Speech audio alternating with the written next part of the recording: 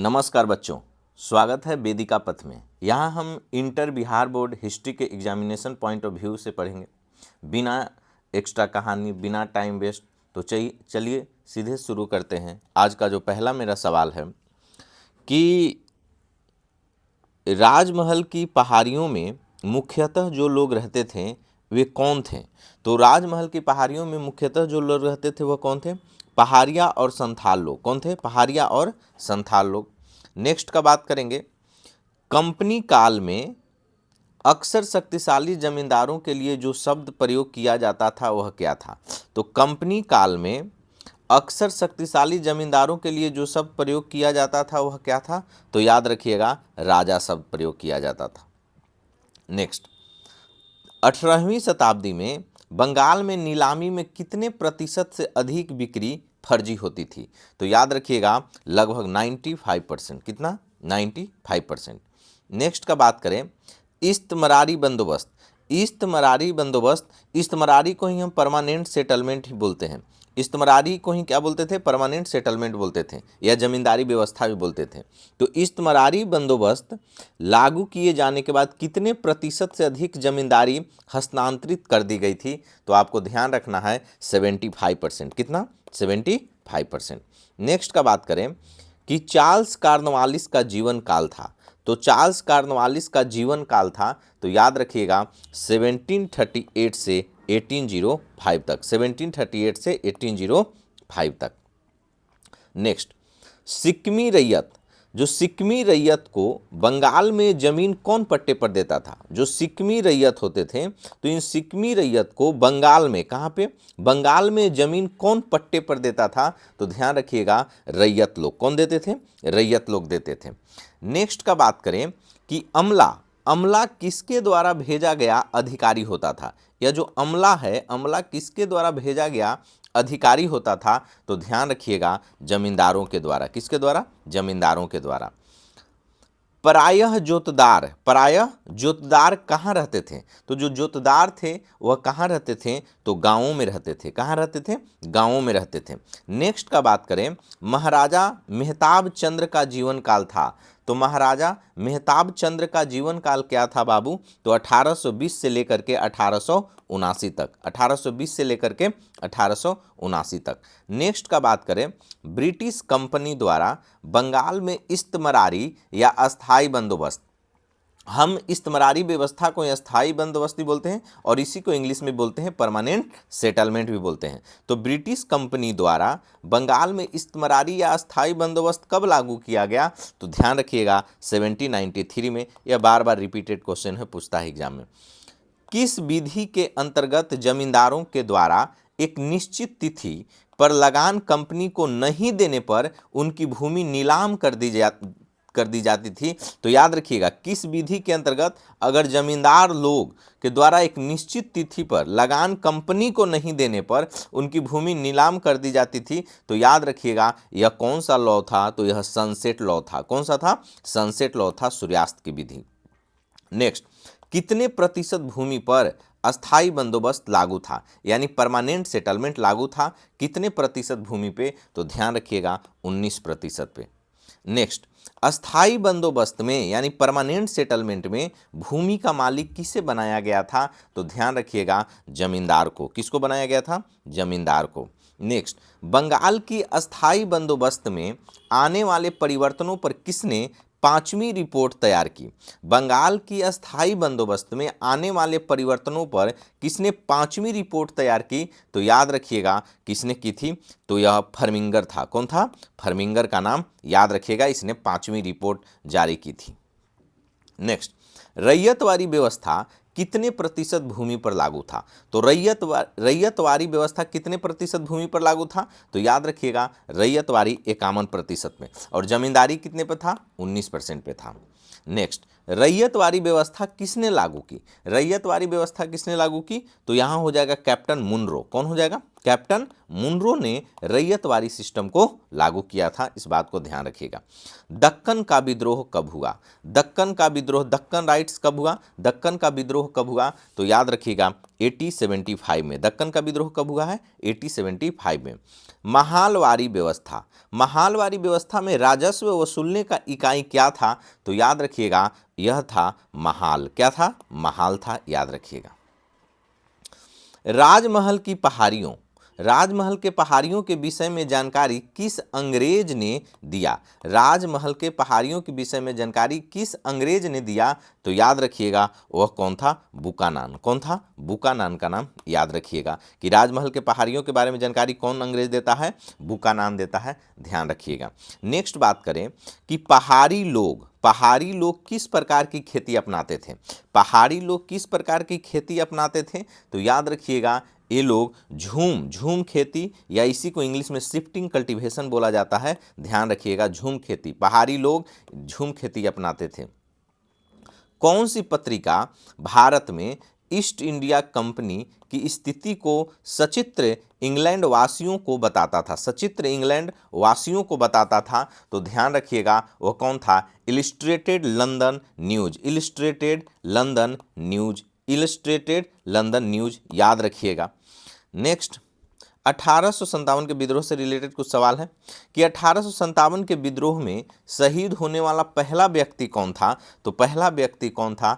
तो यह बहुत ही इजी सवाल है, सभी लोग को पता होना चाहिए, मंगल पांडे। कौन? मंगल पांडे। 1857 ईस्वी के विद्रोह का तत्कालीन कारण क्या था? तो तत्कालीन कारण क्या हो जाएगा? चर्बी वाले कारतूस। ये भी इजी सवाल है, सभी लोग को पता होना चाहिए, चर्बी वाले कारतूस। 1857 ईस्वी के विद्रोह का कानपुर में नेतृत्व किसने किया? कहां पे? कानपुर में किसने नेतृत्व किया? तो नाना साहब। कौन किया? नाना साहब, ध्यान रखिएगा, नाना साहब ने कानपुर से नेतृत्व किया। लखनऊ में अवध के चीफ कमिश्नर की स्वतंत्रता सेनानियों ने हत्या कर दी थी। लखनऊ में अवध के चीफ कमिश्नर के स्वतंत्रता सेनानियों ने हत्या कर दी थी। उस कमिश्नर का नाम क्या था? तो उस कमिश्नर का नाम क्या था? याद रखिएगा हेनरी लॉरेंस। क्या नाम था उसका? Henry Lawrence. भारतीय सिपाहियों द्वारा किया गया पहला विद्रोह कौन सा था? भारतीय सिपाहियों द्वारा किया गया पहला विद्रोह कौन सा था? तो बेल्लोर। बेल्लोर का विद्रोह कब हुआ था? 1806 में, याद रखिएगा। बेल्लोर का विद्रोह यह भारतीय सिपाहियों द्वारा किया गया पहला विद्रोह था, इस बात को ध्यान रखिए। अवध में स्वतंत्रता सेनानियों का नेतृत्व किसने किया? तो अवध में स्वतंत्रता सेनानियों का नेतृत्व किसने किया? तो याद रखिएगा यह हमारा क्या हो जाएगा? बेगम हजरत महल। कौन हो जाएगा? बेगम हजरत महल, इस बात को ध्यान रखिएगा। नेक्स्ट धुंधु पंत। धुंधु पंत किनका नाम था इनमें? तो धुंधु पंत किनका नाम था बाबू? तो नाना साहेब का। किनका नाम था धुंधु पंत? तो नाना साहेब का। मेरठ छावनी में, कहा? मेरठ छावनी में सिपाहियों ने विद्रोह कर दिया। तो मेरठ छावनी में सिपाहियों ने कब विद्रोह कर दिया? तो 10 मई को। 10 मई को, याद रखिएगा 10 मई को। बहुत ही इंपॉर्टेंट सवाल है कि मेरठ छावनी में सिपाहियों ने कब विद्रोह कर दिया? 10 मई को। मेरठ से चले सिपाहियों का पहला जत्था लाल किले के फाटक पर जब पहुंचा तो बहादुर शाह द्वितीय, और बहादुर शाह द्वितीय को ही जफर के नाम से जानते हैं, ये क्या कर रहे थे? मेरठ से चले सिपाहियों का पहला जत्था लाल किले के फाटक पर जब पहुंचा तो बहादुर शाह द्वितीय यानी बहादुर शाह जफर क्या कर रहे थे? तो आपको ध्यान रखना है, वह नमाज पढ़कर और सहरी खाक उठा रहे थे। नमाज पढ़कर और सहरी खाक, नमाज पढ़कर सहरी खाक उठे थे। सहरी खाक उठे थे नमाज पढ़ करके, याद रखिएगा। विद्रोहियों ने बादशाह जफर से क्या मांगा था? विद्रोहियों ने बहादुर शाह जफर से क्या मांगा था? तो याद रखिएगा विद्रोहियों ने बहादुर शाह जफर से क्या मांगा था? उनका आशीर्वाद। उनका आशीर्वाद। नेक्स्ट फिरंगी। फिरंगी किस भाषा का शब्द है? तो फिरंगी जो किस भाषा का शब्द है? तो फिरंगी किस भाषा का शब्द हो जाएगा? तो याद रखिएगा फिरंगी जो शब्द है वह किस भाषा का है? तो यह जो शब्द है फिरंगी फारसी। किसका है? फारसी भाषा का शब्द है। फिरंगी फारसी भाषा का शब्द है, इस बात को ध्यान रखिएगा। नेक्स्ट अगर चलें कि शाहमहल कहाँ का रहने वाला था? जो शाहमहल था वह कहाँ का रहने वाला था? तो उत्तर प्रदेश के बरौत परगना का रहने वाला था। कौन? शाहमल कहाँ का रहने वाला था? तो शाहमल कहाँ का था? उत्तर प्रदेश के बारावत परगना का।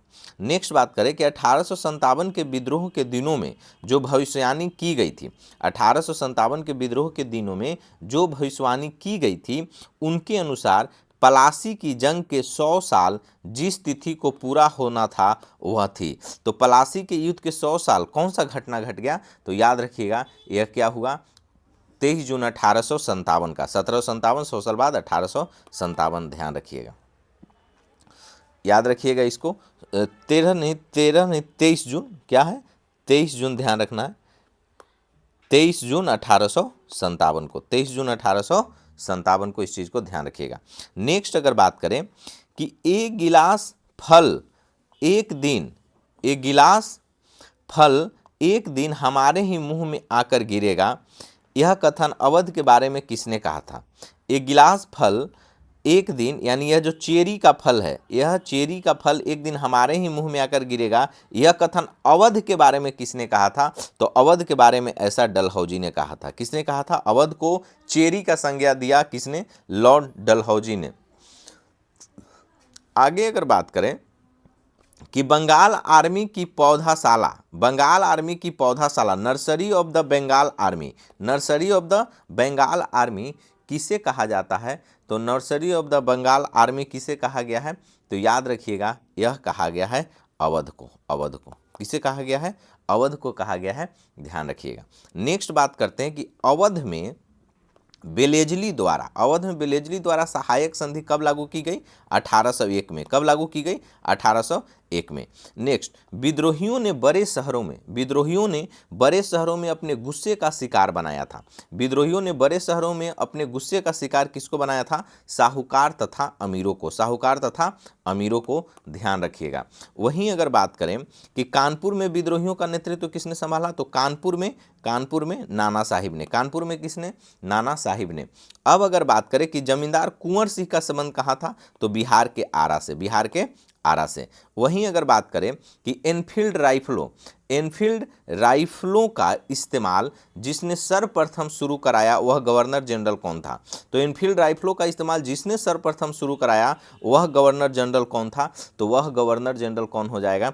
हेनरी हार्डिंग का नाम याद रखिएगा। तो इस बात को ध्यान रखिएगा कि एनफील्ड राइफलों का इस्तेमाल जिसने सर्वप्रथम शुरू कराया वह गवर्नर जनरल कौन था? तो वह गवर्नर जनरल कौन था? हेनरी हार्डिंग था। 1857 के विद्रोह को सर्वप्रथम किस सैनिक ने हवा दी? तो 1857 के विद्रोह को सर्वप्रथम किसने? मंगल पांडे ने। इस बात को ध्यान दीजिएगा। नेक्स्ट का अगर बात करें कि क्रांति की शुरुआत किस तारीख को करने की योजना थी? देखिए, क्रांति की शुरुआत किस तारीख को करने का प्लान बनाया गया था कि किस तारीख से करेंगे? तो इस बात को याद रखना, प्लान था 13 मई से। कब से? 13 मई 1857 से। 13 मई 1857 से प्लान किया गया था कि इस दिन शुरू करेंगे, लेकिन उससे पहले ही शुरू हो गया। नेक्स्ट अगर बात करें कि 1857 के विद्रोह की शुरुआत कहाँ के सैनिकों ने की? तो 1857 के विद्रोह की शुरुआत कहाँ के सैनिकों ने की? मेरठ के सैनिकों ने की शुरू। इस बात को ध्यान रखें। 1857 के विद्रोह के शुरू होने का तत्कालीन कारण क्या था? तो शुरू होने का तत्कालीन कारण क्या था? तो याद रखिएगा कि शुरू होने का तत्कालीन कारण चर्बी वाले कारतूस। वहीं अगर हम बात करें कि सिपाहियों ने मेरठ से दिल्ली पहुंचकर किसे अपना नेता चुना? तो आपको ध्यान रखना है बहादुर शाह जफर को। इस बात को ध्यान रखिए। बिहार में 1857 के क्रांति का बिगुल किसने फूंका? तो बिहार में 1857 के क्रांति का बिगुल किसने फूंका? तो आपको ध्यान रखना है कुंवर सिंह ने। किसने? कुंवर सिंह ने। 1857 के विद्रोह में अशांति के प्रथम संकेत कहाँ दिखाई पड़े? 1857 के विद्रोह में अशांति के प्रथम संकेत कहाँ दिखाई पड़े? तो याद रखिएगा बंगाल में। कहाँ दिखाई पड़े? बंगाल में दिखाई पड़े। इस चीज़ को ध्यान रखिएगा। निम्नलिखित में से कौन सा स्थान 1857 के विद्रोह का केंद्र बिंदु नहीं था? कौन? नहीं था केंद्र बिंदु, तो याद रखिएगा यह पंजाब हो जाएगा। पंजाब नहीं था केंद्र बिंदु 1857 का। विद्रोह के किस केंद्र पर अंग्रेजों ने सर्वप्रथम पुनर्अधिकार किया? विद्रोह के किस केंद्र पर अंग्रेजों ने फिर से पुनर्अधिकार उस पर कर लिया? तो यह जगह कौन था? दिल्ली पर इन लोगों ने पुनः अधिकार कर लिया। निम्नलिखित में से किन वर्गों ने विद्रोह का समर्थन किया था? किन वर्गों ने विद्रोह का समर्थन किया था? तो याद रखिएगा किसान व दस्तकार, किसान व पीजेंट एंड आर्टिसियन, किसान व दस्तकार ने विद्रोह को क्या किया? समर्थन किया कि हाँ विद्रोह होना चाहिए, विद्रोह होना चाहिए। किसान व दस्तकारों ने इसका समर्थन किया।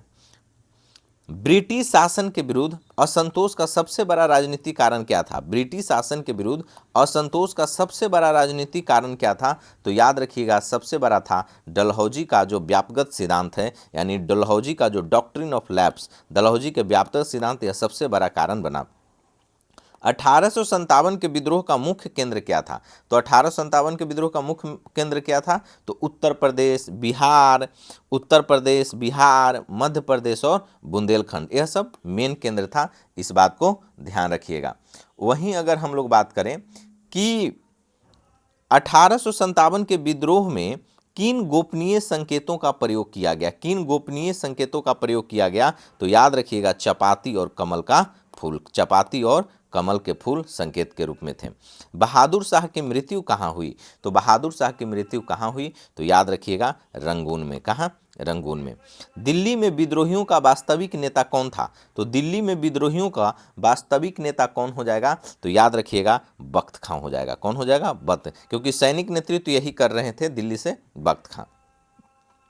1858 के अधिनियम के अनुसार 15 सदस्यीय इंडिया काउंसिल का गठन किस उद्देश्य से किया गया? 1858 के अधिनियम के अनुसार 15 सदस्यीय इंडिया काउंसिल का गठन किस उद्देश्य से किया गया था? तो आपको ध्यान रखना है कि यह किया गया था भारतीय राज्य सचिव को परामर्श देने के लिए, to advise the secretary of state for India. भारतीय राज्य सचिव को परामर्श देने के लिए 15 सदस्यीय टीम का गठन हुआ था 1858 के अधिनियम से। बहुत इंपॉर्टेंट और स्टैंडर्ड क्वेश्चन है, ध्यान रखिएगा। किस गवर्नर जनरल के समय में 1857 का विद्रोह आरंभ हुआ? किस गवर्नर जनरल के समय में 1857 का विद्रोह आरंभ हुआ? तो ध्यान रखिएगा, तो 1857 का विद्रोह लॉर्ड कैनिंग का नाम याद रखिएगा। नेक्स्ट बात करते हैं कि 1857 का विद्रोह किसके नेतृत्व में हुआ? तो 1857 का विद्रोह इनमें से किसके नेतृत्व में हुआ? तो बहादुर शाह के नेतृत्व में, बहादुर शाह जफर के नेतृत्व में हुआ, ध्यान रखिएगा। नेक्स्ट अगर बात करें कि भारतीय सेना में एनफील्ड राइफल का व्यवहार कब आरंभ किया गया? भारतीय सेना में एनफील्ड राइफल का व्यवहार कब से आरंभ किया गया? तो 1856 से। कब से? 1856 में। वहीं अगर बात करें कि 1857 का विद्रोह कहाँ आरंभ हुआ? तो यह कहाँ आरंभ हुआ था? मेरठ में। बहादुर शाह के उत्तराधिकारियों की हत्या किसने करवाई? बहादुर शाह के उत्तराधिकारियों की हत्या किसने करवाई? तो हडसन ने। किसने करवाई थी? तो हडसन ने करवाई थी। इस बात को ध्यान रखिएगा। सही कथन को चुनाव करें, सही कथन चुनिए, करेक्ट स्टेटमेंट को चुनना है। तो याद रखिएगा इसमें सही स्टेटमेंट पे हम ध्यान देंगे कि तात्या तोपे को अंग्रेजों ने फांसी दे दी। तात्या तोपे को अंग्रेजों ने फांसी दे दी, इसमें से सही स्टेटमेंट है। तो यही एक याद रखिए कि तात्या तोपे को अंग्रेजों ने फांसी दे दी, तात्या तोपे को अंग्रेजों ने फांसी दे दी। नेक्स्ट, झांसी की रानी लक्ष्मीबाई युद्ध करते हुए कहाँ मारी गई? तो झांसी की रानी लक्ष्मीबाई युद्ध करते हुए कहाँ मारी गई? तो ग्वालियर में। कहाँ मारी गई? ग्वालियर में मारी गई, ध्यान रखिएगा। किस अधिनियम द्वारा भारत में कंपनी शासन समाप्त हुआ? किस अधिनियम द्वारा भारत में कंपनी शासन समाप्त हुआ? तो भारत सरकार अधिनियम 1858, भारत सरकार अधिनियम 1858, इस बात को ध्यान रखिएगा। नेक्स्ट अगर बात करें कि औपनिवेशिक शहरों में प्रायः निम्नलिखित में 3 शहर शामिल किए जाते हैं। औपनिवेशिक शहरों में प्रायः 3 शहर शामिल किए जाते हैं। वह 3 शहर कौन शामिल किए जाते हैं? मद्रास, कलकत्ता और बम्बई। मद्रास, कलकत्ता और बम्बई, अंग्रेजों का यही 3 प्रेसिडेंसी था, ध्यान रखिए। मद्रास, कलकत्ता तथा बम्बई तीनों शहरों की एक सामान्य प्रमुख विशेषता क्या थी? एक समान प्रमुख विशेषता क्या थी? कि तीनों शहर मूलतः मत्स्य ग्रहण तथा बुनाई के गांव थे। तीनों शहर मूलतः मत्स्य ग्रहण तथा बुनाई के गांव थे, बुनाई के गांव थे। तीनों शहर मूलतः मत्स्य ग्रहण तथा बुनाई के गांव थे, इस बात को ध्यान रखिएगा, ध्यान रखिएगा। वहीं अगर बात करें कि ब्रिटिश ईस्ट इंडिया कंपनी के एजेंट मद्रास में सर्वप्रथम बसे थे। ब्रिटिश ईस्ट इंडिया कंपनी के एजेंट मद्रास में सर्वप्रथम कब बसे थे? 1639 में, 1639 में, ध्यान रखिएगा। वहीं अगर हम बात करें कि ब्रिटिश ईस्ट इंडिया कंपनी के एजेंट सर्वप्रथम कलकत्ता में कब बसे थे, तो ब्रिटिश ईस्ट इंडिया कंपनी के एजेंट सर्वप्रथम कलकत्ता में कब बसे? 1690 में, 1690 में। नेक्स्ट अगर बात करें कि बम्बई ईस्ट इंडिया कंपनी को किसने 1611 में दिया था? बम्बई ईस्ट इंडिया कंपनी को किसने 1611 में दिया था? तो ब्रिटेन के राजा ने, ब्रिटेन के राजा ने, इस बात को ध्यान रखिएगा, ब्रिटेन के राजा ने। स्थापत्य के विषय में, स्थापत्य के विषय में निम्न में से कौन सा वाक्य सर्वाधिक ठीक है? तो स्थापत्य के विषय में अगर बात करें तो यह जो है, स्थापत्य हमारे विचारों के पत्थर, ईंट, लकड़ी अथवा प्लास्टर के माध्यम से आकार देने में क्या होते थे? स्थापत्य हमारे विचारों को पत्थर, ईंट, लकड़ी अथवा प्लास्टर के माध्यम से आकार देने में सहायक होता है, इस बात को ध्यान रखिएगा स्थापत्य के बारे में। नेक्स्ट अगर बात करें तो नेक्स्ट सवाल है यहाँ पे कि शाहजहानाबाद को बसाया गया था किसने? तो शाहजहां ने। किसने? शाहजहानाबाद को किसने बसाया था? तो शाहजहां ने बसाया था, इस बात को ध्यान रखिएगा। वहीं अगर बात करें कि आगरा, दिल्ली और लाहौर की एक सामान्य विशेषता क्या थी? आगरा, दिल्ली और लाहौर की एक सामान्य विशेषता क्या थी? तो आपको ध्यान रखना है कि इन शहरों में तीन शहरों में 16वीं और आगरा दिल्ली और की क्या विशेषता थी? तो याद रखिएगा, तीन शहर 16वीं और 17वीं शताब्दियों में शाही प्रशासन और सत्ता के महत्वपूर्ण केंद्र थे। ये तीनों शहर 16वीं और 17वीं शताब्दियों में शाही प्रशासन और सत्ता के महत्वपूर्ण केंद्र थे, इस बात को ध्यान रखिएगा। वहीं अगर हम बात करें कि दक्षिण भारत में दो प्रसिद्ध शहर मदुरई और कांचीपुरम में ध्यानाकर्षक विशेषता क्या थी? तो दो शहर मदुरई और कांचीपुरम, तो इनमें क्या खास बात था? तो इनमें मुख्य केंद्र मंदिर तथा महत्वपूर्ण व्यापारिक केंद्र होते थे। तो मदुरई और कांचीपुरम में मुख्य केंद्र क्या है? यहाँ मंदिर होते थे और महत्वपूर्ण व्यापारिक केंद्र भी होते थे, इस बात को ध्यान रखिएगा।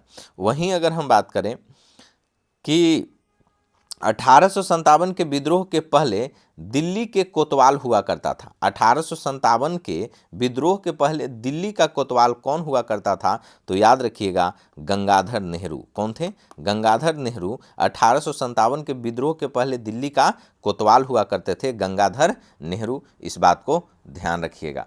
वहीं अगर हम बात करें कि पलासी में अंग्रेजों तथा बंगाल के नवाब में युद्ध हुआ था। पलासी में अंग्रेजों तथा बंगाल के नवाब में युद्ध हुआ था, कब हुआ था? तो 1757 में। बहुत इजी सवाल है, याद रखिएगा। अखिल भारतीय जनगणना का पहला प्रयास जिस वर्ष किया गया वह क्या था? तो 1872 में पहला जनगणना किया गया था। भारत में जिस वर्ष के उपरांत 10 की यानी प्रत्येक 10 वर्षों में जनगणना शुरू हुई वह कौन था? 1881 था, 1881 था, याद रखिएगा।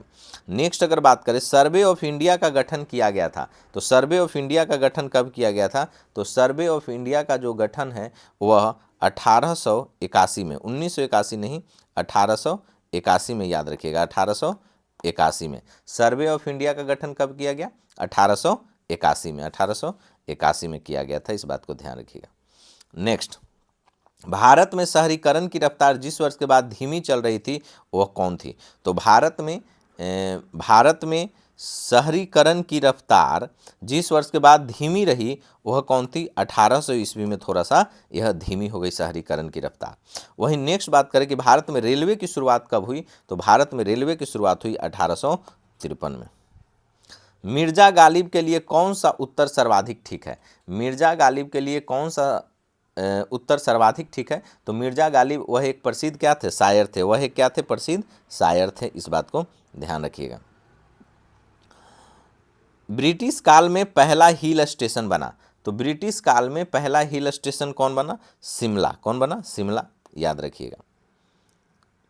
मेगास्थनीज के अनुसार मौर्य काल में कौन सा नगर सुनिश्चित योजना के अनुसार बना था। मेगास्थनीज के अनुसार मौर्य काल में कौन सा नगर सुनिश्चित योजना के अनुसार बना था, तो याद रखिएगा वह कौन हो जाएगा, पाटलिपुत्र। कौन था, पाटलिपुत्र।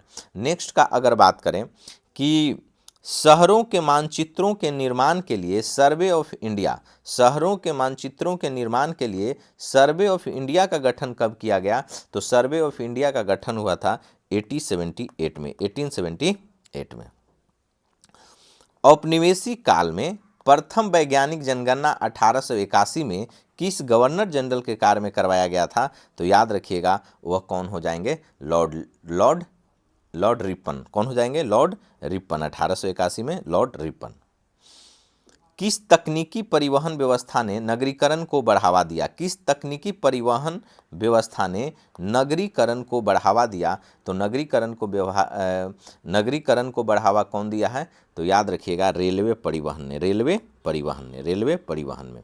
नेक्स्ट बात करते हैं कि नगर में मुख्य आर्थिक गतिविधि क्या थी, नगर में मुख्य आर्थिक गतिविधि क्या थी, तो याद रखिएगा व्यापार संबंधित चीज़ें नगर में मुख्य कार्य थी। नेक्स्ट, किलेबंदी बस्तियों के बाहर रहने वाले क्षेत्रों को क्या कहा जाता था, किलेबंदी बस्तियों के बाहर रहने वाले क्षेत्रों को क्या कहा जाता था, ब्लैक टाउन कहा जाता था।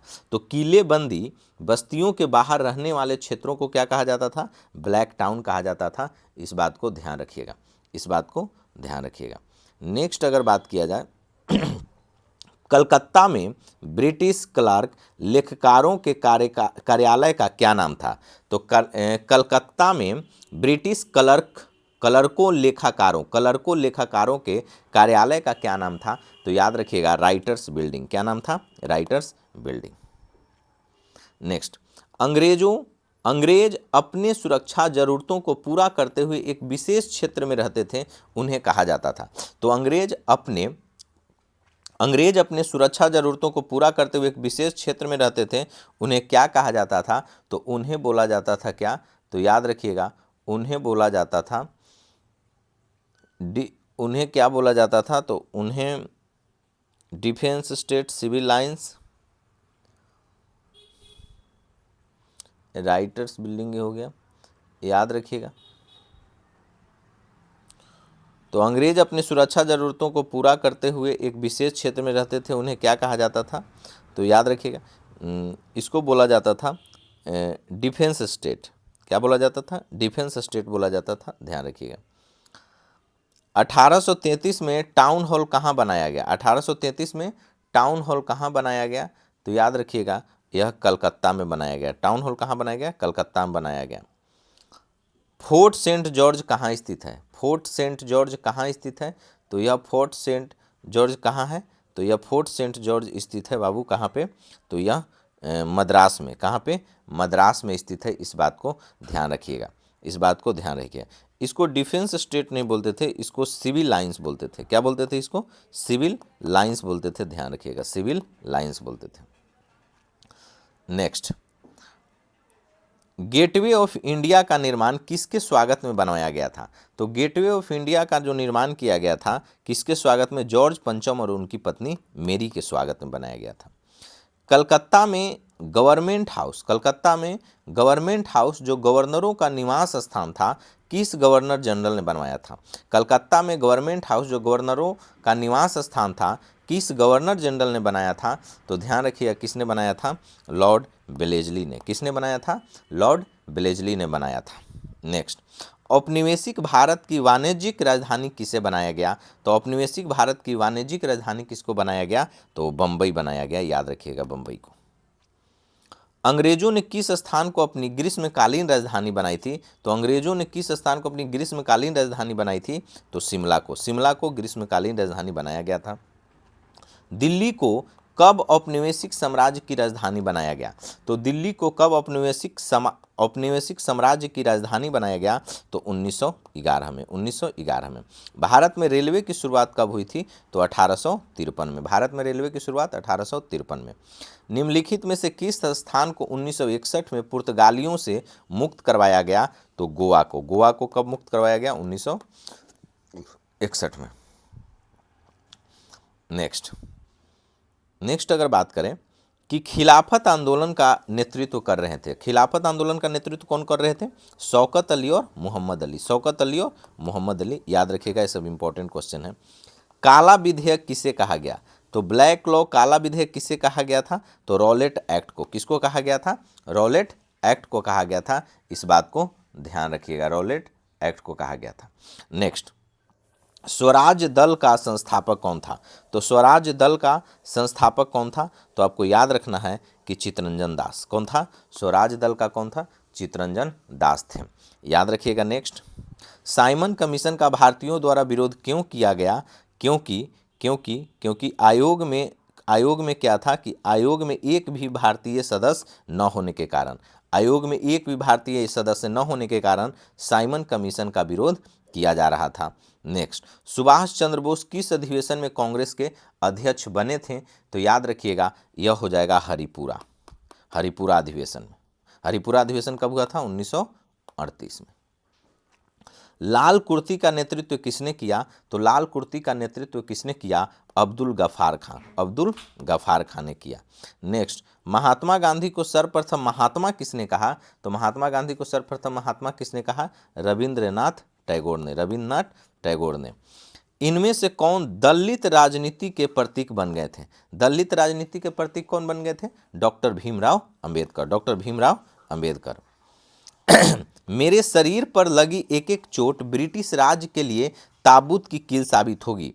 मेरे शरीर पर लगी एक एक चोट ब्रिटिश राज के लिए ताबूत की कील साबित होगी। उक्त कथन किस राष्ट्रवादी नेता का है? तो याद रखिएगा, लाला लाजपत राय का। लाला लाजपत राय का है, इस बात को ध्यान रखिएगा। नेक्स्ट अगर बात करें कि अखिल भारतीय किसान सभा का पहला अधिवेशन कहाँ हुआ था? तो अखिल भारतीय किसान सभा का पहला अधिवेशन कहाँ हुआ था? लखनऊ में हुआ था, इस बात को ध्यान रखिए। 1929 में कांग्रेस के लाहौर अधिवेशन की अध्यक्षता किसने की? तो 1929 के लाहौर अधिवेशन की अध्यक्षता पंडित जवाहरलाल नेहरू ने की। नेक्स्ट, भारत राष्ट्र का पिता माना गया। भारत राष्ट्र का पिता किन्हें माना गया? तो मोहनदास करमचंद गांधी को। मोहनदास करमचंद गांधी को भारत राष्ट्र का पिता माना गया, इस चीज़ को ध्यान रखिएगा। नेक्स्ट, गांधी जी ने विख्यात नमक यात्रा कब शुरू की? तो नमक यात्रा मार्च 1930 में, मार्च 1930 में इन्होंने स्टार्ट किया था, गांधी जी ने, इस बात को ध्यान रखिएगा। नेक्स्ट अगर बात करें हम लोग कि मोहनदास करमचंद को महात्मा बनाया था। मोहनदास करमचंद को महात्मा बनाया था तो कहाँ पे? दक्षिण अफ्रीका ने, इस बात को ध्यान रखिएगा। महात्मा गांधी ने किसके विषय में निम्न शब्द कहे थे? असफल हो रहे बैंक का उत्तर तिथीय cheque, a post dated cheque on a falling bank, post dated cheque on a falling bank किसको कहा था? तो याद रखिएगा, क्रिप्स मिशन को। क्रिप्स प्रपोजल जो था, क्रिप्स प्रस्ताव को बोला था इस बात को कि असफल हो रहे बैंकों का उत्तर तिथीय चेक है। तुम मुझे खून दो मैं तुम्हें आज़ादी दूंगा, यह कथन किसका है? तुम मुझे खून दो मैं तुम्हें आज़ादी दूंगा, कथन किसका है? तो यह बहुत ही इजी सवाल है, याद रखिएगा, सुभाष चंद्र बोस का। गांधी जी किसे अपना राजनीतिक गुरु मानते थे? तो गांधी जी किसे अपना राजनीतिक गुरु मानते थे? गोपाल कृष्ण गोखले को। गोपाल कृष्ण गोखले को गांधी जी अपना राजनीतिक गुरु मानते थे। अमृतसर में जनसंहार हुआ था, तो अमृतसर में कब जनसंहार हुआ था? तो अमृतसर में जनसंहार हुआ था अमृतसर में अप्रैल 1919 में, 13 अप्रैल। कब? 13 अप्रैल 1919 को। नेक्स्ट, मोहम्मद अली और शौकत अली परस्पर थे। तो मोहम्मद अली और शौकत अली कौन थे? तो ये दोनों के दोनों क्या थे? भाई थे। मोहम्मद अली और शौकत अली क्या थे? तो ये भाई थे। नेक्स्ट, सरकारी आंकड़ों के अनुसार 1921 में कुल हड़तालें हुई थी। तो सरकारी आंकड़ों के अनुसार 1921 में कुल हड़तालें कितनी हुई थी? 396, याद रखिएगा। नेक्स्ट, सविनय अवज्ञा आंदोलन की शुरुआत कब हुई थी? तो 1930 में। सविनय अवज्ञा आंदोलन की शुरुआत कब हुई थी? 1930 में। सविनय अवज्ञा आंदोलन की शुरुआत किसने की? तो याद रखिएगा, महात्मा गांधी ने। किसने की? महात्मा गांधी ने।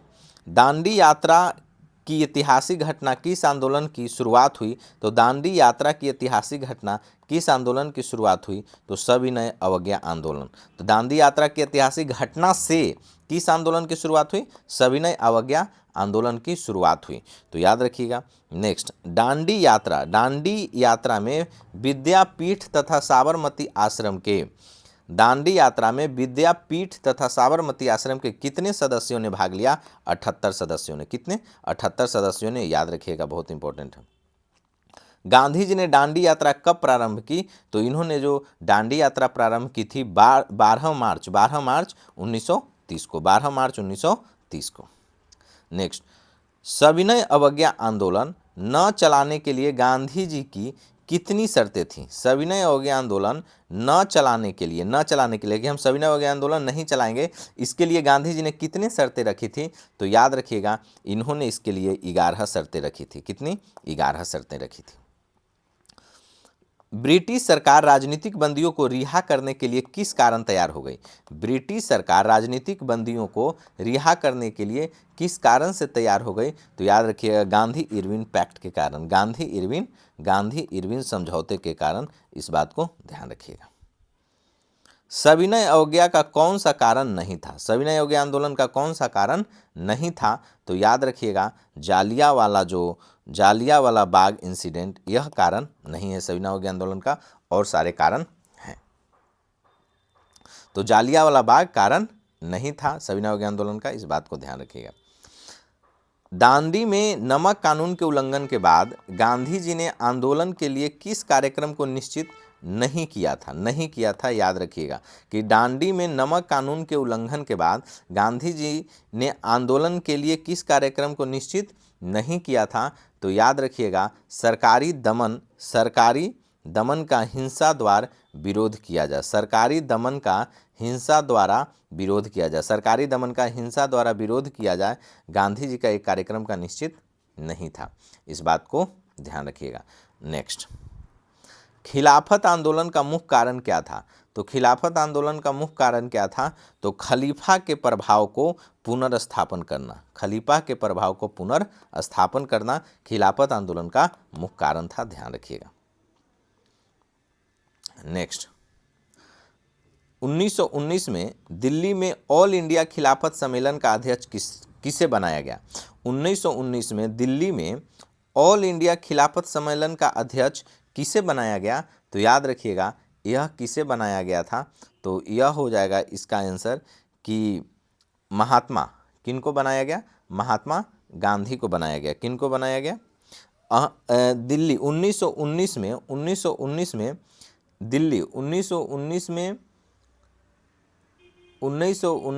दिल्ली में ऑल इंडिया खिलाफत सम्मेलन का जो नेता है किनको बनाया गया? तो याद रखिएगा, इनमें महात्मा गांधी को ही बनाया गया था। 1919 में दिल्ली में ऑल इंडिया खिलाफत सम्मेलन का अध्यक्ष किसे? महात्मा गांधी को। नेक्स्ट, गांधी ने कैसर हिंद की उपाधि क्यों लौटा दी? तो गांधी ने कैसर हिंद की उपाधि क्यों लौटा दी थी? तो इस बात को ध्यान रखिएगा कि जालियांवाला बाग हत्याकांड के कारण, जालियांवाला बाग हत्याकांड के विरोध में। नेक्स्ट, अगर हम बात करें कि गांधी ने किस घटना से दुखी होकर 1922 में असहयोग आंदोलन वापस ले लिया? तो गांधी ने किस घटना से दुखी होकर 1922 में असहयोग आंदोलन वापस ले लिया? तो याद रखिएगा, चौरी चौरा घटना के कारण। इस बात को ध्यान रखिएगा। नेक्स्ट, चौरी चौरा की घटना संबंधित थी। तो चौरी की घटना संबंधित थी किससे? नन कॉपरेशन मूवमेंट से, असहयोग आंदोलन से। तो चौरी चौरा की घटना संबंधित है नन कॉपरेशन मूवमेंट, असहयोग आंदोलन से।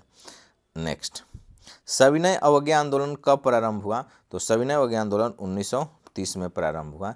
इस बात को ध्यान रखिएगा। नेक्स्ट, मार्च 1930 में दांडी यात्रा से गांधी जी ने अपना कौन सा आंदोलन आरंभ किया था? तो कौन सा यात्रा आरंभ किया था? तो ये हो जाएगा सिविल डिसोबीडियंस मूवमेंट, यानी सविनय अवज्ञा आंदोलन। इस बात को ध्यान रखिएगा। नेक्स्ट, मुस्लिम लीग की स्थापना किस वर्ष हुई? 1906 1906 में। बंग भंग आंदोलन का आरंभ कब हुआ? तो बंग भंग आंदोलन का आरंभ कब हुआ? तो 1905 में, 1905 में। नेक्स्ट, देश के किसानों ने विद्यार्थियों और मजदूरों के साथ मिलकर किस आंदोलन में प्रमुख रूप से भाग लिया? तो याद रखिएगा वह कौन था? वह था कौन? क्विट इंडिया मूवमेंट, यानी भारत छोड़ो आंदोलन, भारत छोड़ो आंदोलन था। अगर हम बात करें कि मौलाना अबुल कलाम आज़ाद ने किस समाचार पत्र का प्रकाशन किया था? तो मौलाना अबुल कलाम आज़ाद ने अल हिलाल नामक पत्रिका का प्रकाशन किया था। नेक्स्ट, अगर हम लोग बात करें कि भारत विभाजन से लगभग कितनी संख्या से ज़्यादा लोग अपने अपने वतन से उजड़ गए और दूसरी जगहों पर जाने के लिए विवश हो गए? तो भारत विभाजन से लगभग कितनी संख्या में? तो लगभग 1 करोड़ से ज़्यादा, लगभग 1 करोड़ से ज़्यादा। वहीं अगर बात करें कि कांग्रेस और मुस्लिम लीग में लखनऊ समझौता कब हुआ? तो यह हुआ था 1916। कब हुआ था? दिसंबर 1916, दिसंबर 1916, याद रखिएगा। कांग्रेस का अधिवेशन दिसंबर में हुआ करता था, क्योंकि कांग्रेस का स्थापना ही कब हुआ था? 28 दिसंबर 1885 को, इसीलिए उन लोग का एनुअल सेशन हमेशा दिसंबर के मंथ में ही होता था। नेक्स्ट, शुद्धि आंदोलन जिस संस्था या संगठन ने चलाया वह कौन था? तो शुद्धि आंदोलन जिस संस्था या संगठन ने चलाया वह कौन था? तो याद रखिएगा शुद्धि आंदोलन आर्य समाज ने चलाया था। शुद्धि आंदोलन किसने चलाया था? आर्य समाज ने चलाया था। मुस्लिम लीग को ढाका में किस वर्ष शुरू किया गया? मुस्लिम लीग को ढाका में किस वर्ष शुरू किया गया? 1906 में, 1906 में। हिंदू महासभा की स्थापना किस वर्ष हुई? तो हिंदू महासभा की स्थापना कब हुआ? तो याद रखिएगा 1915 में। हिंदू महासभा की स्थापना कब हुआ? 1915 में। नेक्स्ट, याद रखिएगा यूनियनिस्ट पार्टी का मुख्यालय किस प्रदेश में शक्तिशाली था? यूनियनिस्ट पार्टी का मुख्यालय किस प्रांत में शक्तिशाली था? तो याद रखिएगा पंजाब में। कहाँ शक्तिशाली था? पंजाब में शक्तिशाली था। नेक्स्ट, मुस्लिम लीग ने अपनी पाकिस्तान निर्माण संबंधी मांग का प्रस्ताव जिस वर्ष सर्वप्रथम पारित किया था वह कौन था? 1940 में, 1940 में। फ्रंटियर या सीमांत गांधी किसे कहा जाता है? तो खान अब्दुल गफ्फार खान को, खान अब्दुल गफ्फार खान को कहा जाता है फ्रंटियर या सीमांत गांधी। लीग ने प्रत्यक्ष कार्यवाही दिवस डायरेक्ट एक्शन डे मनाने का घोषणा कब किया था? तो 16 अगस्त 1946 को, याद रखिएगा डायरेक्ट एक्शन डे 16 अगस्त 1946 को। बांग्लादेश की स्थापना कब हुई? बांग्लादेश की स्थापना कब हुई? 1971 में। बांग्लादेश की स्थापना कब हुई? 1971 में। उत्तर पश्चिमी भारतीय मुस्लिम राज्य की जरूरत का विचार उर्दू के कवि मोहम्मद इकबाल ने जिस वर्ष सर्वप्रथम रखा था? उत्तर पश्चिमी भारतीय मुस्लिम राज्य की जरूरत का विचार उर्दू के कवि मोहम्मद इकबाल ने जिस वर्ष रखा था वह साल कौन था? तो याद रखिएगा वह साल कौन सा था? 1930, 1930। नेक्स्ट का अगर बात करें कि पंजाबी मुसलमान युवक चौधरी रहमत अली, यह क्वेश्चन इंपॉर्टेंट है, ध्यान रखिएगा। पंजाबी मुसलमान युवक चौधरी रहमत अली ने पाकिस्तान नाम को प्रस्तुत कब किया गया था? तो 1933 से 35 के बीच में, 1933-35 के सालों में किया गया था। याद रखिएगा कि ब्रिटिश कैबिनेट ने अपना 3 सदस्यीय मिशन दिल्ली भेजा। तो दिल्ली कब भेजा था? तो मार्च से जून 1946 में, मार्च से जून 1946 में, याद रखिएगा मार्च से जून 1946 में। कैबिनेट मिशन कब आया था? 1946 में। नेक्स्ट, पाकिस्तान का गठन कब हुआ? तो 14-15 अगस्त 1947 को। नेक्स्ट, मुस्लिम लीग की स्थापना कब हुई? तो मुस्लिम लीग की स्थापना कब हुई? 1906 में। मुस्लिम लीग की स्थापना कब हुई? 1906 में। मुस्लिम लीग का प्रथम अधिवेशन कहाँ हुआ था? मुस्लिम लीग का प्रथम अधिवेशन कहाँ हुआ था? तो ये हो जाएगा कराची में। मुस्लिम लीग का प्रथम अधिवेशन कहाँ हुआ है? कराची में हुआ है, ध्यान रखिएगा। नेक्स्ट, मुस्लिम लीग का प्रथम अधिवेशन कब हुआ? तो मुस्लिम लीग का प्रथम अधिवेशन कहाँ हुआ? कराची में हुआ था। और कब हुआ था? तो कराची में 1907 में हुआ था, 1907 में हुआ था। मुस्लिम लीग के प्रथम सम्मेलन में लीग के विधान का जो प्रारूप तैयार हुआ था उसे कब और कहाँ स्वीकार किया गया? मुस्लिम लीग के प्रथम सम्मेलन में लीग के विधान का जो प्रारूप तैयार हुआ था उसे कब और कहाँ स्वीकार किया गया? तो याद रखिएगा 1908 बम्बई में, 1908 बम्बई में किया गया, 1908 बम्बई में किया गया था। नेक्स्ट का अगर बात करें कि संविधान सभा के अध्यक्ष थे, तो संविधान सभा के अध्यक्ष कौन थे? डॉक्टर राजेंद्र प्रसाद। भारतीय संविधान सभा का गठन कैबिनेट मिशन के अंतर्गत किस वर्ष हुआ? तो भारतीय संविधान सभा गठन कैबिनेट मिशन के अंतर्गत किस वर्ष हुआ? तो याद रखिएगा 1946 में, 1946 में। नेक्स्ट, संविधान सभा के अधिवेशन हुए, तो संविधान सभा के अधिवेशन कब हुए? तो याद रखिएगा 1946 से 1949, 1946 से 1949, 1946 से 1949 के बीच में। संविधान के निर्माण के बाद संविधान सभा के अध्यक्ष ने किस वर्ष उस पर हस्ताक्षर किए? तो संविधान का निर्माण के बाद संविधान सभा के अध्यक्ष ने किस वर्ष उस पर हस्ताक्षर किए? 1950 में, 1950 में, याद रखिएगा। भारत को किस दिन स्वतंत्रता मिली? तो 15 अगस्त 1947 को। देशी राज्य प्रजा परिषद का पहला अधिवेशन, देशी राज्य प्रजा परिषद का पहला अधिवेशन कब हुआ था? तो याद रखिएगा 1927 में, 1927 में।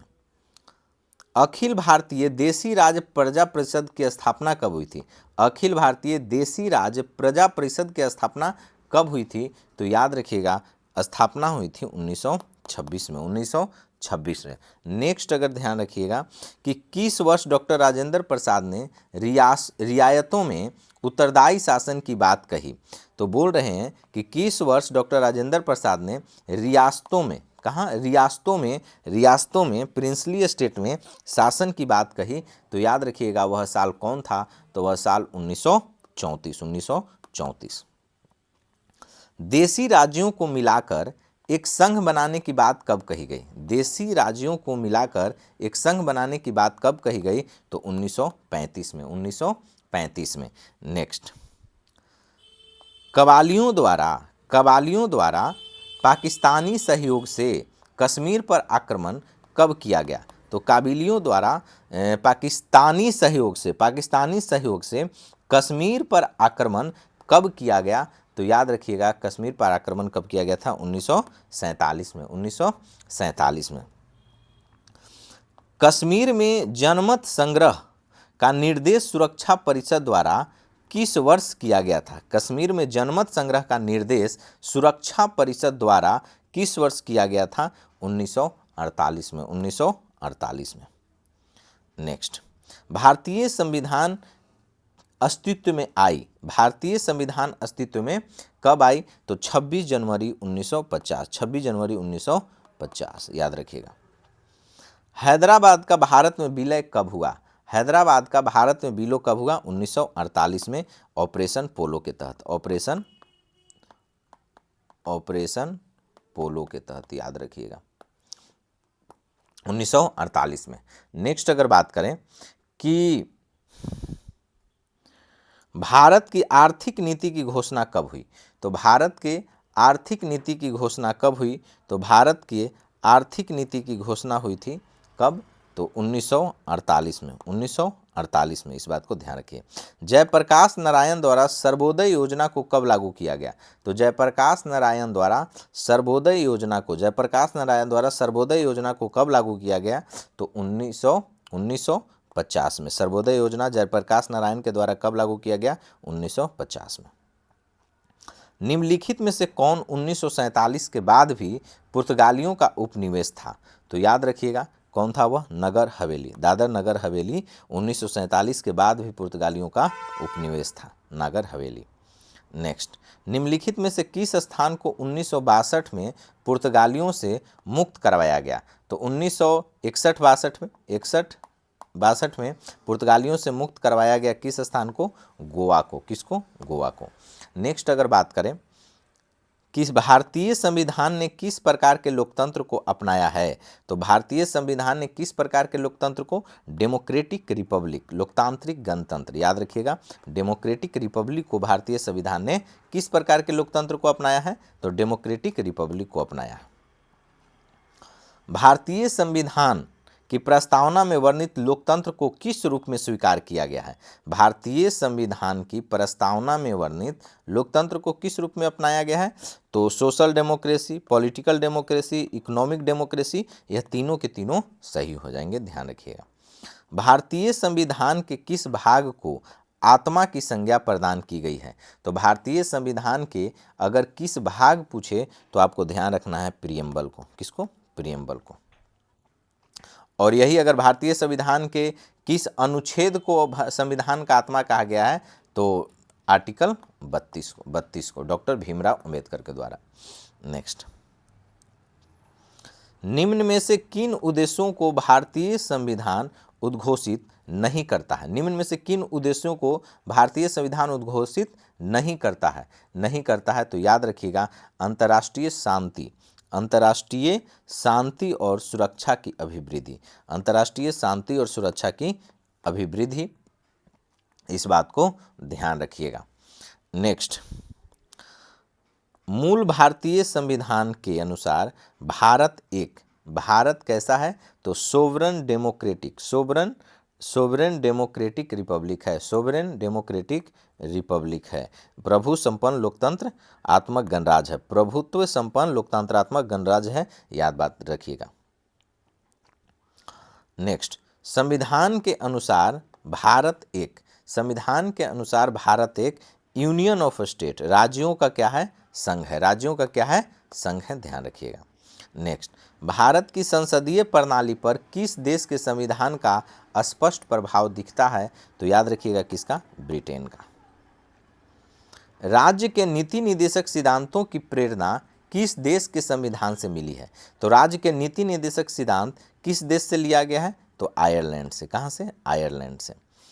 किस देश के संविधान से भारतीय संविधान की संघीय व्यवस्था याद रखिएगा प्रभावित नहीं है?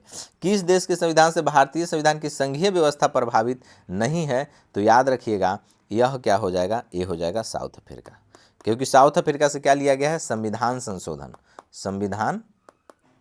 संशोधन की प्रक्रिया, ध्यान रखिएगा। नेक्स्ट, भारतीय संविधान में शामिल समवर्ती सूची किस देश के संविधान की देन है? तो समवर्ती सूची कहाँ से लिया गया है? तो समवर्ती सूची यानी जो कंकरेंट लिस्ट है, यह कहाँ से लिया गया? ऑस्ट्रेलिया से। भारतीय संविधान में कितने अध्याय हैं, कितने पार्ट्स हैं? तो 22। कितने हैं? 22 पार्ट्स हैं, ध्यान रखिएगा। भारतीय संविधान ने ब्रिटिश व्यवस्था से क्या ग्रहण किया है? तो भारतीय संविधान ने ब्रिटिश व्यवस्था से क्या ग्रहण किया है? तो याद रखिएगा, पार्लियामेंट्री सिस्टम ऑफ गवर्नेंस, याद रखिएगा। भारतीय संविधान का प्रारूप बहुत कुछ लिया गया।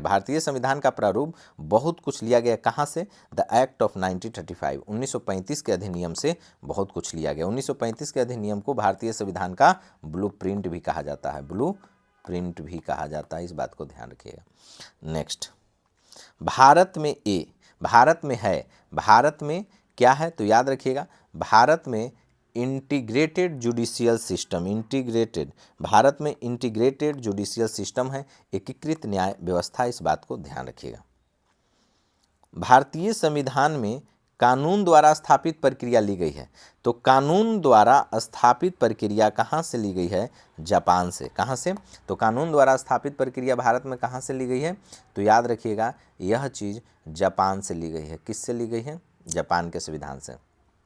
नेक्स्ट, निम्न में से कौन सा मौलिक अधिकार नहीं है? कौन फंडामेंटल राइट नहीं है? तो संपत्ति का अधिकार अब फंडामेंटल राइट नहीं रहा, जबकि जब संविधान लागू हुआ था तो मूल संविधान में यह संपत्ति का अधिकार था, लेकिन 44वां संविधान संशोधन 1978 में संपत्ति के अधिकार को हटा दिया गया। नेक्स्ट, वर्तमान में कितने मौलिक अधिकार हैं? तो वर्तमान में छः हैं। वर्तमान में कितने हैं? छः। पहले कितने थे? पहले 7 हैं, लेकिन अब क्या कितने हैं? 6 हैं। याद रखिएगा, 6 मौलिक अधिकार। प्रारंभ में संविधान में कितने मौलिक अधिकारों की व्यवस्था थी? तब 7 थी। प्रारंभ में 7 थी, लेकिन 44वां संविधान संशोधन 1978 में हटा दिया गया। किसको? संपत्ति के अधिकार को। मौलिक अधिकारों का निलंबन कब और कौन कर सकता है? तो मौलिक अधिकारों का जो निलंबन है, आपातकाल लागू होने पर राष्ट्रपति, आपातकाल लागू होने पर राष्ट्रपति कर सकते हैं। याद रखिएगा। संविधान में किस संशोधन द्वारा मूल कर्तव्यों को संविधान में सम्मिलित किया गया? तो मूल कर्तव्यों में संविधान को सम्मिलित किया गया 42वां संविधान संशोधन 1976 सरदार स्वर्ण सिंह समिति के सिफारिश पर। सरदार स्वर्ण सिंह समिति के सिफारिश पर। नेक्स्ट, भारतीय नागरिकों के मूल अधिकारों को अंतिम रूप देने के लिए संविधान निर्मात्री सभा द्वारा नियुक्त समिति के अध्यक्ष कौन थे? तो याद रखिएगा, सवाल है कि भारतीय नागरिकों के मूल अधिकारों के अंतिम रूप देने के लिए संविधान निर्मात्री सभा द्वारा नियुक्त समिति के अध्यक्ष कौन थे? तो सरदार पटेल थे। कौन थे? सरदार पटेल थे। इस नाम को ध्यान रखिएगा। भारतीय संविधान में मूल कर्तव्य जोड़े गए। तो मूल कर्तव्य कब जोड़े गए? 42वें संविधान संशोधन के द्वारा 1976 में। नेक्स्ट, भारतीय संविधान में मूल कर्तव्य भारतीय संविधान में मूल कर्तव्य फंडामेंटल ड्यूटीज जोड़े गए हैं पार्ट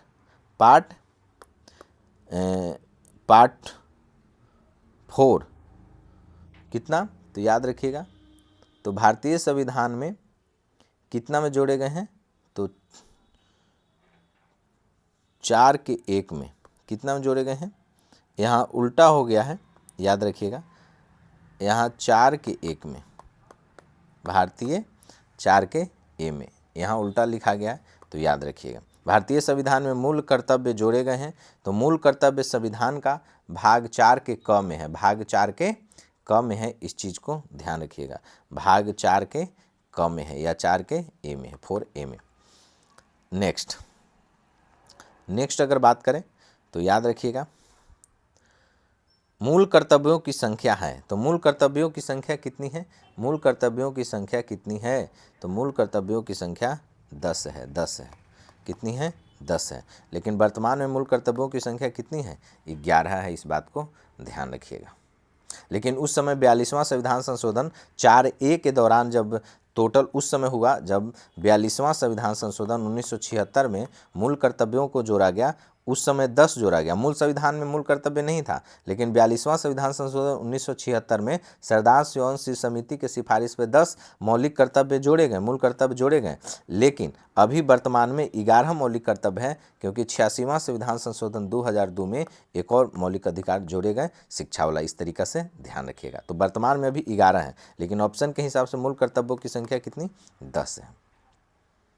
नेक्स्ट, मूल कर्तव्यों को यानी फंडामेंटल ड्यूटीज को ध्यान रखिएगा, न्यायालय द्वारा संरक्षण प्राप्त नहीं है। न्यायालय का संरक्षण प्राप्त नहीं है। न्यायालय का संरक्षण प्राप्त नहीं है, इस बात को ध्यान रखिएगा। संपत्ति का अधिकार अब एक कैसा है? तो लीगल राइट है, कानूनी अधिकार है। इस बात को ध्यान रखिएगा। संविधान निर्माताओं ने मौलिक अधिकार अधिकांशतः लिए हैं। तो मौलिक अधिकार संविधान निर्माताओं ने कहाँ से कहाँ लिए हैं? तो याद रखिएगा, यह जो मौलिक अधिकार है यह कहाँ से लिया गया है? तो यह अमेरिका के संविधान से लिया गया है मौलिक अधिकार। मौलिक अधिकारों का वर्णन है। तो मौलिक अधिकार यानी फंडामेंटल राइट्स का वर्णन है आर्टिकल 12 से 35। नेक्स्ट, भारतीय संविधान में मौलिक अधिकारों से संबंधित कुल कितने अनुच्छेद हैं? तो कुल कितने अनुच्छेद हैं? तो याद रखिएगा, यह जो अनुच्छेद हैं टोटल के टोटल कितने हैं? 23 अनुच्छेद हैं। 23 अनुच्छेद हैं।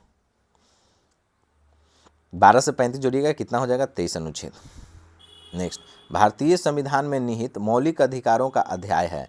तो मौलिक अधिकारों का जो अध्याय है यह क्या है? तो विश्व में सबसे विस्तृत है।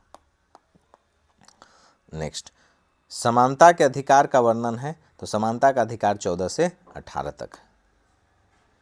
भारतीय संविधान में निम्न में से किस अनुच्छेद के द्वारा मौलिक अधिकारों का निलंबन किया जा सकता है?